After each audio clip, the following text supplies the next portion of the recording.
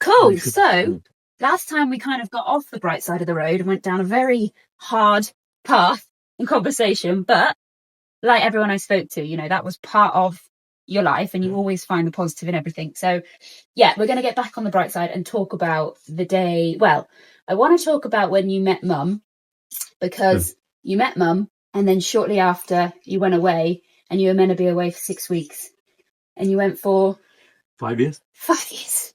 So Mum deserves her own episode, so we'll talk properly about her next time. But I need to be there. I'll just make sure she says correct. But this time we will touch on it. So yeah, let's start there. So when did you meet Mum?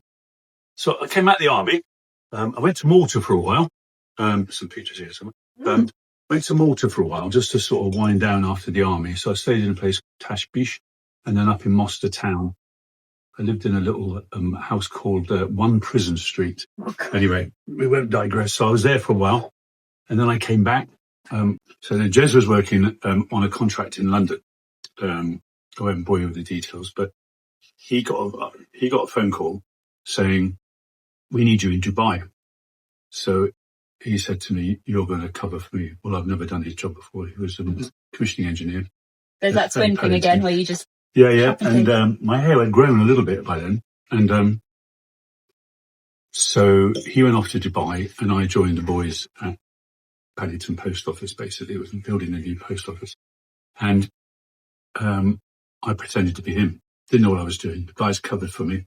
And the big bosses didn't know. I just looked like Jez and pretended I knew what I was doing.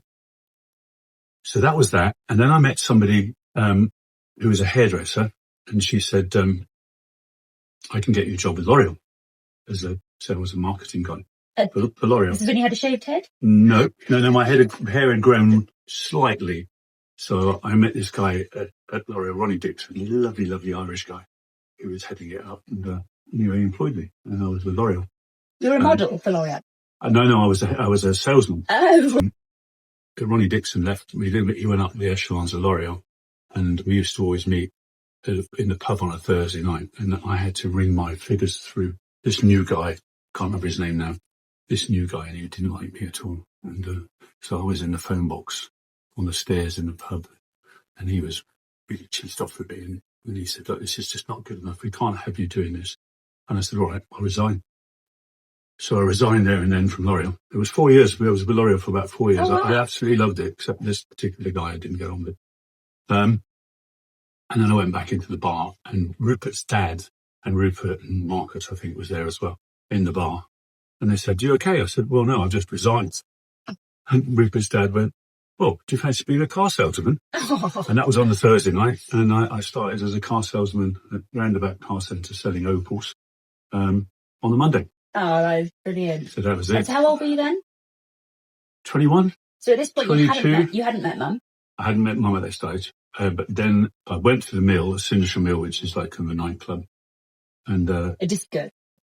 it's a fantastic nightclub. Yeah. And there she was. She was 16 years old. She wasn't supposed to be working. She was too young. She was working in the nightclub, basically. And I'll never forget her smile. It was just fantastic. And we kind of said hello. And she was 16. I would have been about 21, 22. She was about 16.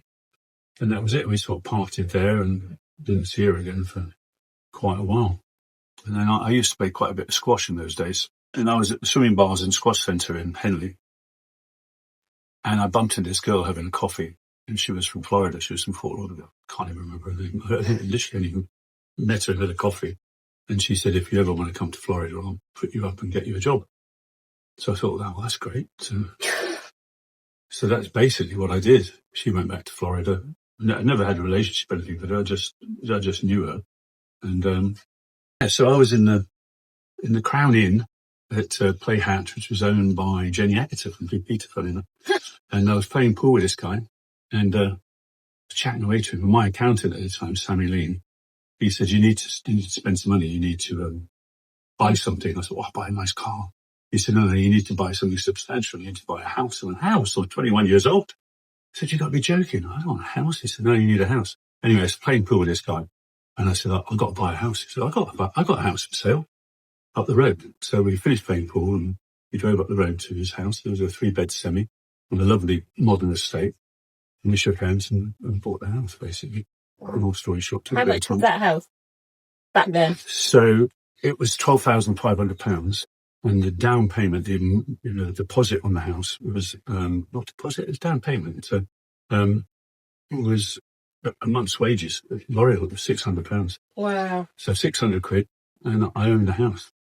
Wow. And then Nooks, but we can't call him Nooks really, but Alan Jenkins and Jules and a few other guys came and stayed with me. They rented rooms for me, and we all got on great. And that was it. And then I got the call for Florida, really. Yeah. So what was the call for Florida? How? Well, Mama, going back a little bit, I bumped into Mum again. So she would have been 21. I would have been about 24, something like that. And she knew I was going. Obviously, she knew in 6 weeks I was going to be off. So I met her in the pub.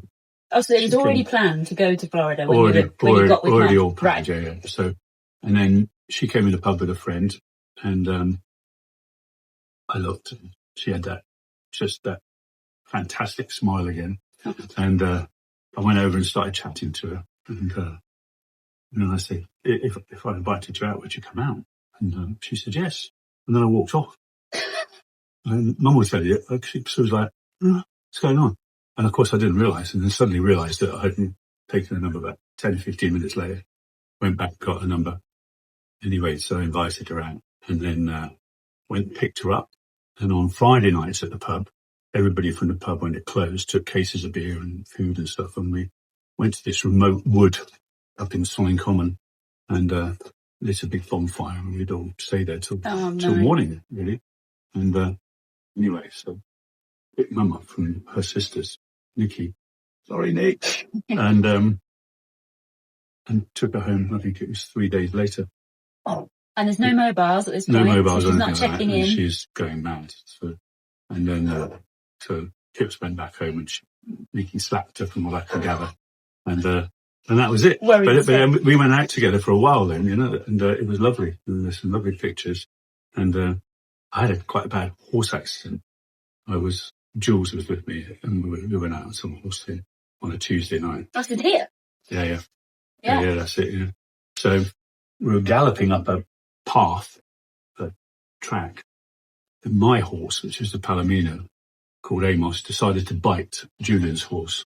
And he turned and tried to bite, and of course he went down. And underneath the mud and everything, there was sharp flint and stuff like that. So I had 21 stitches in my face and 3 cracked ribs. And the horse wasn't very good either. He was all right, he survived and everything, but all this was all taken off with the stuff under the mud. And then I was bleeding profusely, obviously. I said to Jules, can you help him? He fainted because he didn't have blood. So I had to get on his horse and go to a road where there was cars and stuff. We flagged somebody down, and then they took me to hospital, and I had stitches and everything, and then they released me from hospital. Somebody picked me up. I think it was Julie's girlfriend picked me up.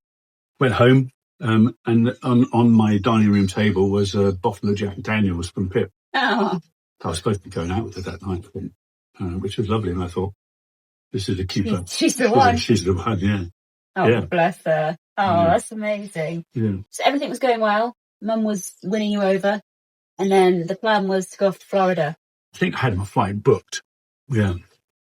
And, had a bit of a leaving party and flew out to Florida, and my Floridian stranger friend picked me up and took me to her parents. She didn't live there. She took me to her parents' house. Parents were away somewhere. But her brother was there, who was a great friend, university student, mad. So, and then she took me to the job at a place called Normandy Beach Restaurant in Port Everglades. And I started working. They lent me a car, shooting brake, and I started work as a busboy, just clearing tables. And because of my English accent, they decided to make me a waiter. Charming. After the first night. Yeah, after the first night. So, and then Rupert came over, and Rupert, I got him a job at the restaurant. I think he stayed with somebody. I was then living with a girl called Dorothy Garmone from Chicago, and she put me up, And then Root flew over. He stayed with us for a while, and he was a busboy, and then he became maitre d' at the restaurant. So we had to buy him a corduroy suit and everything like that. He was brilliant. He was perfect for his little posh accent. And so then Jules, who is my housemate, he flew over, and he was in Boca Raton, just slightly north on the Floridian coast. And he was, I don't know what he was doing. I think he was working on a boat called Wanderer One. Anyway, I got a phone call saying they're looking for crew to go to Puerto Rico and then down to Charlotte and Marley, which is in the Virgin Islands, British West Indies, BVIs, British Virgin Islands. And he rang me and he said, "Do you fancy coming?" I said, "Yeah, I definitely want to come." So I said goodbye to Dorothy, basically. And then there was a charter. They were doing a plane from Boca Raton to the Bahamas, where the boat was. And they said, "You can jump on this with these charter people and fly into the Bahamas." I missed the plane. But they managed to take me. I don't know, but it's a short hop, basically. And they picked me up and took me in this light aircraft. Landed at Marsh Harbour. I'd never sailed in my life before, by the way. Never, ever. And helped sail this boat down to Charlotte and Marley. And you're being paid for that? That was work? No, or that was fun? No money. That was fun. No money. I've luckily saved some money. I had an Amex account back at home, which I'd put £1,000, saved £1,000 in. It's sort of a disaster fund. Yeah. And then, so we sailed into Charlotte and Marley. I spent a bit of time varnishing the boat for my keep to live on the boat. And then that was it. I had to go. The boat was going to go chartering, so I couldn't be on them with the charters. So I was trying to find work. So I was walking down. A-Dock is like the biggest boats. Yeah. In the marina at Charlotte and Marley. And I walked it every day looking for work. And then one day, I think it was the 19th of December, I can't remember what year, 81, I think, maybe. And I heard these English voices and knock on the hull. And this voice went, "Yeah." And it was Roy and Pat. And they said, "Yes, can we help you?" I said, "Permission to come aboard." And they said, "Yeah, come aboard." So I took my deck shoes off and climbed up on board. I said, "Oh, what are you doing?" And started chatting and stuff. Turned out they were from just down the road in Sonning-on-Thames. Oh, wow. I went to Blue Coat School. I wasn't at Blue Coat School. I lived at Blue Coat School. Yeah. And so we were chatting away and everything. And they said, "What are you trying to do?" I said, "Well, I'm trying to find some work." And they said, "Well, we're looking for a chef for the boat." It's a 68-foot moyaya, it was called. Moyaya in Swahili means go... Is it here? It was be happy, yeah. It means be happy. 68-foot yacht, basically. And they said, we don't need you until January the 5th. Should have been 81 or 82. So they said, "Can you cook?" I said, yeah, I can cook, no problem. But your mum could. My mum was a fantastic. Yeah. She could cook anything. She could make concrete taste good. Oh. And when I decided to come back I had $19 to my name, and I was sleeping on a park bench. And you used your Amex and I used my Amex to come back, but I only had $19. That's all I had left. And there's not like you can get a dollar at the end of it, Sleeping on a bench and then... Sleeping on a bench next to a God you got that opportunity with that couple on that boat. Just luck again. Oh, yeah, exactly. Just luck again. Well, luck and charm, because, you went onto that boat, you got onto the boat and started that conversation. Cool. Yeah. So I flew back home via Miami. And, with your Amex emergency fund? With the emergency fund. The flights weren't much. I knew some British Airways people for cheap, like £50, 60 quid or something. And we got back home, and my mum taught me a 14-day menu. So breakfast, lunch and dinner, 14 days, and it kind of chopped and changed and stuff like that. The only problem was in the Caribbean, you can't necessarily get all the produce that put it. So I had to learn as I went along. Anyway, joined the boat January the 5th. And so we basically sailed off around the Caribbean, messing about and stuff. And the parents would send, the idea was the boat was a tax loss. Right. So they used to send people over there and kind of just leave the money kind of thing. Oh, right, okay. So we did all of it, Tortola, all the Virgin Islands and everything like that. And then we all got ready to go down to Antigua for the race week. So there was all the planets came together. We were supposed to go quite early, and we had a problem with our automatic steering and it was a pilot. And we left late and ended up in this massive storm. Massive storm. I was stuck on the boat. And I don't know whether you've ever been in a situation where something goes over, so far over I would that never want to that be. it's going to go like that. We were in that situation so many times. There's a picture there somewhere of us. Let's have a look through. Unfortunately, Yeah. I think there might be somebody with no clothes on. Here you go. Yeah. So we arrived into Antigua to pick up these charters from the owners of the boat, and the boat was bust up, all of the wood and everything was in a bit of a mess. And actually, going back a little bit, Jez came out and joined it. It's a bit of a story, sorry. So we were on the boat, owners had gone. Chris was the son of the owners of the boat. And Rupert was in a bit of trouble. I can't really say too much, but he had a bit of a problem with some guys in Miami. And Jules rang us because he was back there, I think. He said, read more. And he said, we need to get Rupert out of here. So Jez flew down from England to Miami, grabbed Rupert. We got permission from the owners for the two of them to come onto the boat as an unpaid crew. And thus began the best days of your life. And thus began, yeah. So Rupert, me, Jez, Chris, the owner's son, who's the captain of the boat, done 3,000 nautical miles. He was a pretty good sailor. And then Charlie, who's the engineer. Wow. So off we went to Antigua for the race week. And so we got there and fixed the boat up and everything. And then we have to hire a Jeep. We could hire we hired a Jeep and picked up these people for the charter and then sailed them around for 2 weeks and then dropped them back off again. And Antigua was fantastic. We were in Nelson's Harbour, English Harbour, Nelson's Bay. So, yeah, so we decided then we'd leave and go to St. Lucia. So we dropped down to St. Lucia to Marigot Bay, where we were in Catrice, which is the main town. And then we went around to Marigot Bay, which is where Dr. Dolittle was filmed. Oh, right. And we were there. And funny enough, Obi Joyful was there with us. We were leaving in the morning to go to Soufrière, which is down the way a bit. Rupert's great uncle lived in Soufrière. I think the owner of Soufrière, actually. It's a beautiful place. Anyway, so we went to leave Marigot Bay, and Obi Joyful had gone. We thought, that's really weird. Normally they would go with us. The boat. Obi Joyful, the sailboat. And so we had to pull the anchor up. Anchor won't come up. What's going on? It's all stuck. And there's a little jetty to the hotel. And all these people are standing on the jetty watching us. And all of a sudden they've tied the anchor to the bloody jetty. So I said, reverse up, I can't get out. And Nick, all of a sudden the jetty's going, people are falling off the jetty. And they're all laughing anyway, so I had to dive down and undo the anchor and get the anchor off.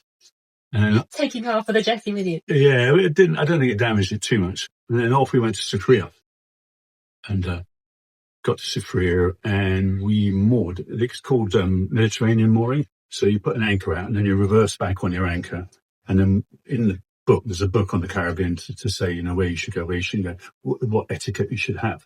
And the etiquette there was, because these people didn't have any money, and you used to have to throw them a line, and they'd tie it around the coconut trees, basically. Right.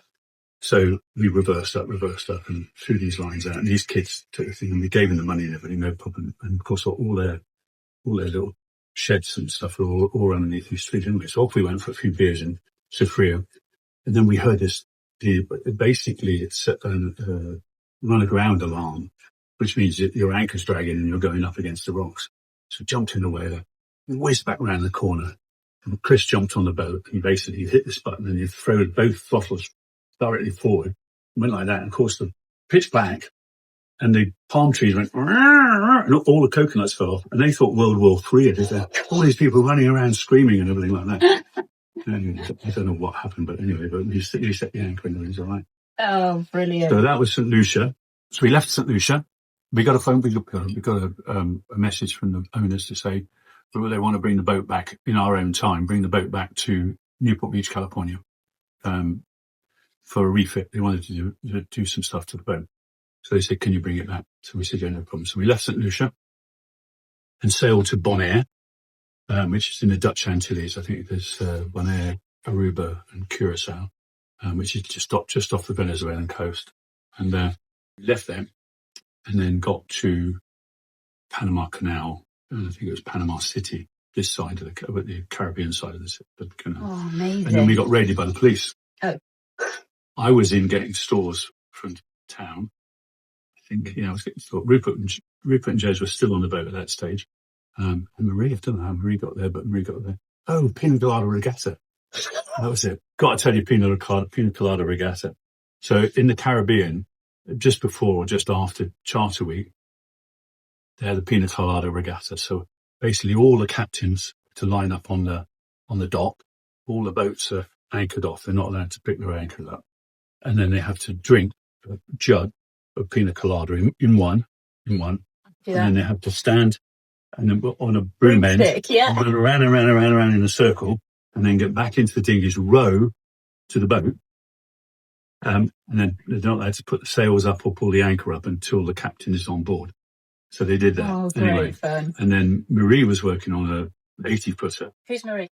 Just a girl that I met. Oh, one of the topless ones? Yeah. So the captain on Kwahiri was ex-RAF, and there was an RAF base in San Juan, in Puerto Rico. So they'd arranged, because they wanted to win the race, they'd arranged for this helicopter, I think it was a Westland or something, to tilt its propellers up like this. They put a Genoa up, it was the forward sail, and to push the boat across the finish line before anybody else. Oh. So that was all well and good. Okay, that's cheating, but that was all well and good. But Marie was water skiing behind the sailboat. Oh. And there's a picture upstairs in the newspaper. Wow. Anyway, that's how Marie kind of entered the picture, basically. Oh. And she sailed with us to Acapulco. And then we went up the Pacific coast, basically, Nicaragua, Costa Rica, and then we virtually ran out of fuel in Playa Blanca, which is just south of Acapulco. And then into Acapulco. The owners met us in Acapulco. Well, Roy met us in Acapulco, a lovely, lovely guy. And he basically said, you've got to fend for yourselves. You've had far too much of a good time. We've been paying you. Now you've got to fend for yourselves. But the stupid thing was he opened an account at Acapulco Yacht Club. And just put everything on it. Why not? We didn't drink Bloody Marys. We drank Bloody Marias, which was tequila and tomato juice. So that was all right in Acapulco. And then Acapulco was great. And then Dave Mason, the singer from Traffic, he turned up on the boat with Dana, his wife. And so I got on really well with him. He was from Pershore. Yeah. And his mum and dad owned the bookshop opposite Lumley Beach. Yeah. And so we got on really, really, really well. And so he stayed with us. And I used to have a few beers with him. And we ended up in Zihuatanejo. And then up into Cabo St. Lucas, which is the bottom of Baja Peninsula. And then he left. And before he left, he said, do you fancy working for me when the boat goes in for refit? And I said, yeah, definitely. So I was sort of his helper in a way, but I sort of looked after everything at home. Anyway, Newport Beach, California, pulled into Newport Beach, California. They sent somebody down to pick me up. Went back, and then my new life started in California, yeah. Which I think we'll save for next episode, because those are all the stories that I'm getting asked about daily, about Mick Fleetwood and Stevie Nicks and all of these stories that Ali McGraw. Ali McGraw. Fantastic, a lovely lady. I think, what we'll do is, this is just part one of the boats, isn't it? But part two of the boats, we'll dive into all those stories. But it sounds amazing, and I'll follow up with some of these pictures. I should say, the reason we're not referencing and flicking through these albums, Dad, is that there are quite a few naked ladies in here. So, and naked men. So we'll filter through, and I'll put some images up. And blokes in dresses. That was, we found a load of rags from the owner of the boat, the lady owner of the boat, in the engine room downstairs in the engine. And so we put all her old clothes on. Oh, this is amazing. Well, what I'll do is I'll put the pictures up of these days, the ones that we can. And then next week we'll talk all about California. But thank you. Love you. Cheers. Lovely talking about it. Oh, it's great to hear. Sorry to bore you guys if it was too boring. Great to be back on the bright side of the road. Love you. Yeah. Ooh, that'd be big.